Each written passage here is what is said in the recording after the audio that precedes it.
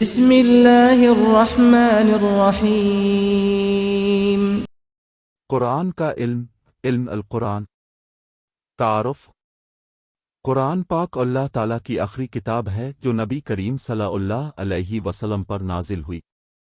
یہ ہدایت، حکمت، رحمت اور علم کا ایسا بے مثال خزانہ ہے جس نے انسانیت کو اندھیروں سے نکال کر نور کی طرف ہدایت دی۔ قرآن نہ صرف عبادات اور عقائد کا دستور ہے بلکہ زندگی کے ہر پہلو کے لیے ایک مکمل رہنمائی فراہم کرتا ہے۔ اللہ تعالیٰ فرماتے ہیں، یہ کتاب جس میں کوئی شک نہیں، پرہیزگاروں کے لیے ہدایت ہے۔ سورۃ البقرہ 2:2۔ قرآن کا علم حاصل کرنا ہر مسلمان پر لازم ہے تاکہ وہ اپنی زندگی کو اللہ کے احکام کے مطابق ڈھال سکے۔ قرآن کے نزول کی حقیقت۔ قرآن کا نزول حضرت محمد صلی اللہ علیہ وسلم پر تقریباً 23 سال کے عرصے میں ہوا۔ اس کا آغاز رمضان المبارک کی ایک بابرکت رات یعنی لیلۃ القدر میں ہوا۔ اللہ تعالیٰ نے وحی کے ذریعے جبرائیل علیہ السلام کے واسطے سے نبی اکرم صلی اللہ علیہ وسلم کے قلب اطہر پر قرآن نازل فرمایا۔ ارشاد باری تعالیٰ ہے، ہم نے اس قرآن کو شب قدر میں نازل کیا۔ سورۃ القدر 97:1۔ قرآن کا نزول تدریجی آہستہ آہستہ ہوا تاکہ لوگ اسے آسانی سے سمجھ سکیں، اس پر عمل کر سکیں اور دلوں میں راسخ ہو جائے۔ قرآن کا علم کیوں ضروری ہے؟ قرآن کا علم انسان کو اپنے رب کی معرفت عطا کرتا ہے، حق اور باطل میں فرق سکھاتا ہے، نیکی اور بدی کی پہچان دیتا ہے، دنیا اور آخرت کی کامیابی کا راستہ دکھاتا ہے، روحانی سکون اور دل کا اطمینان بخشتا ہے۔ نبی صلی اللہ علیہ وسلم نے فرمایا، تم میں سے بہترین وہ ہے جو قرآن سیکھے اور دوسروں کو سکھائے۔ بخاری۔ لہذا قرآن کا علم حاصل کرنا نہ صرف ایک عظیم عبادت ہے بلکہ ایک روشن راستہ بھی ہے جو انسان کو اللہ کے قریب کرتا ہے۔ قرآن کے علم کی اقسام۔ علم القرآن کئی اقسام پر مشتمل ہے، ہر ایک کا اپنا دائرہ اور اہمیت ہے۔ ایک علم التجوید، قرآن کو درست مخارج اور قواعد کے ساتھ پڑھنے کا علم۔ نبی کریم صلی اللہ علیہ وسلم نے قرآن کو خوبصورتی سے تجوید کے ساتھ پڑھا۔ دو علم التفسیر، قرآن کی آیات کی وضاحت اور معنی کو سمجھنے کا علم۔ بغیر تفسیر کے قرآن کی صحیح سمجھ ممکن نہیں۔ تین علم القرآت، قرآن کی مختلف قراتوں، تلاوت کے انداز کا علم۔ چار علم اسباب النزول، قرآن کی آیات کے نزول کے حالات اور وجوہات جاننے کا علم۔ پانچ علم الناسخ والمنسوخ، وہ آیات جن کا حکم منسوخ ہو گیا جو اب بھی نافذ ہے۔ چھ علم غریب القرآن، قرآن میں استعمال ہونے والے مشکل الفاظ کا علم۔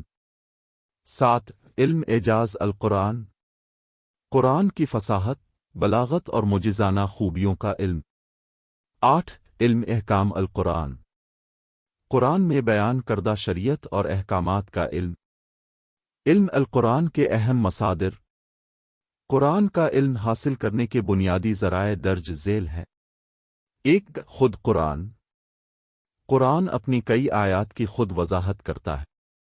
دو سنت نبی، نبی صلی اللہ علیہ وسلم کی احادیث اور عمل قرآن کی عملی تفسیر ہے۔ تین اقوال صحابہ، صحابہ کرام قرآن کے سب سے پہلے شاگرد اور معلم تھے۔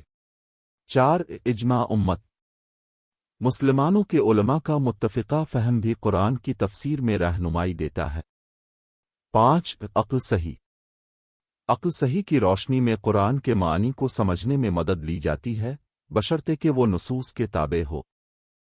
علم القرآن میں مشہور علماء، اسلامی تاریخ میں بہت سے عظیم علماء نے علم القرآن میں گراں قدر خدمات انجام دی ہیں، جیسے کہ امام طبری رحمۃ اللہ، ان کی تفسیر طبری قرآن کی پہلی جامع تفسیر مانی جاتی ہے۔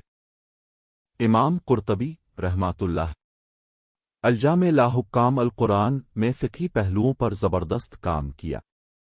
امام ابن کثیر رحمۃ اللہ۔ تفسیر ابن کثیر عام فہم انداز میں قرآن کی تفسیر ہے۔ امام رازی رحمۃ اللہ۔ تفسیر کبیر میں فلسفیانہ اور عقلی انداز میں قرآن کی تشریحات کیں۔ شیخ عبد الرحمن الصدی رحمۃ اللہ۔ تفسیر الکریم الرحمن آسان اور عام فہم تفسیر ہے۔ قرآن سمجھنے کے آداب۔ قرآن کا علم حاصل کرنے اور اس پر عمل کرنے کے لیے کچھ آداب کا خیال رکھنا ضروری ہے۔ 1. اخلاص نیت۔ علم حاصل کرنے کا مقصد صرف اللہ کی رضا ہو۔ 2. طہارت۔ قرآن کو وضو کے ساتھ ہاتھ لگائیں اور پاکیزگی کے ساتھ پڑھیں۔ 3. تدبر و غور۔ قرآن کی آیات پر غور و فکر کریں۔ 4. عمل کی نیت۔